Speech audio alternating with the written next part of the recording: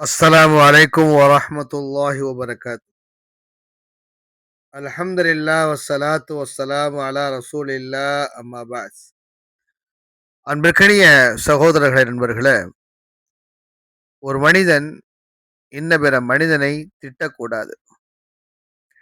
இஸ்லாமிய மார்க்கம் பிற மனிதர்களை திட்டுவதை தடை செய்திருக்கிறது.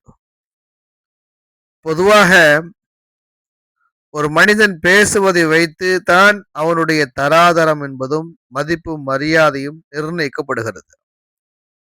பேச்சு மட்டும் சரியில்லை என்றால் அவனை விட்டு விலகுவதோடு மட்டுமல்லாமல் அவனோடு எல்லா விதமான உறவையும் மனிதன் முடித்துக் கொள்கிறான். அதனால்தான் பேச்சை குறித்தும் இஸ்லாமிய மார்க்கம் அதிகமான வழிகாட்டுதலை செய்து தந்திருக்கிறது. அல்லாஹ் குர்ஆனில் சொல்லுகிறானே, ஒவ்வொரு மனிதனும் பேசக்கூடிய மொழியக்கூடிய வார்த்தைகளை பதிவு செய்யக்கூடிய மலக்குமார்கள் இல்லாமல் இல்லை. மலக்குமார்கள் பதிவு செய்கிறார்கள். ஆகவே கண்ணியமான வார்த்தைகளை பேச வேண்டும். பிற மனிதர்களை திட்டக்கூடாது, நோவினைப்படுத்தக்கூடாது.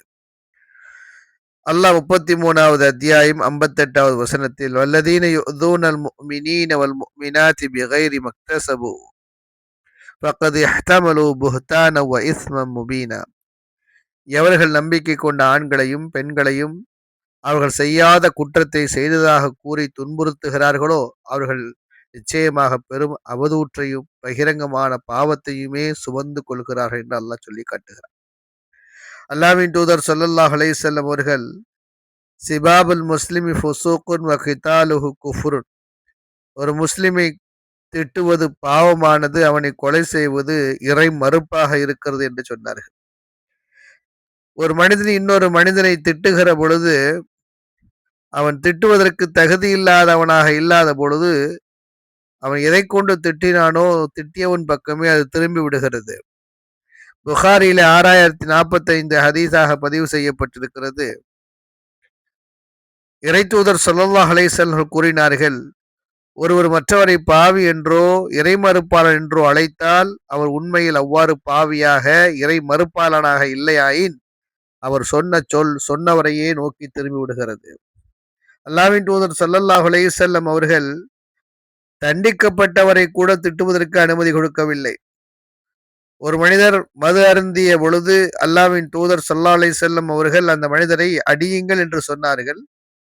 சஹாபாக்கள் சிலர் கைகளால் அடித்தார்கள், சிலர் காலணியால் அடித்தார்கள், இன்னும் சிலர் முறுக்கப்பட்ட தன்னுடைய துணியினால் அடித்தார்கள். தண்டனை முடிந்து திரும்புகிற பொழுது மக்களில் ஒருவர் சொன்னார், அல்லாஹ் உண்மை கேவலப்படுத்துவானாக என்று சொன்னார். இதை கேட்ட அல்லாஹ்வின் தூதர் ஸல்லல்லாஹு அலைஹி வஸல்லம் அவர்கள் இவ்வாறு கூறி, இவருக்கு எதிராக ஷைத்தானுக்கு நீங்கள் ஒத்தாசை செய்யாதீர்கள் என்று சொன்னார்கள். ஆக அருமை தோழர்களை, நண்பர்களை, யாரையும் திட்டக்கூடாது. திட்டுவது பாவமாக இருக்கிறது.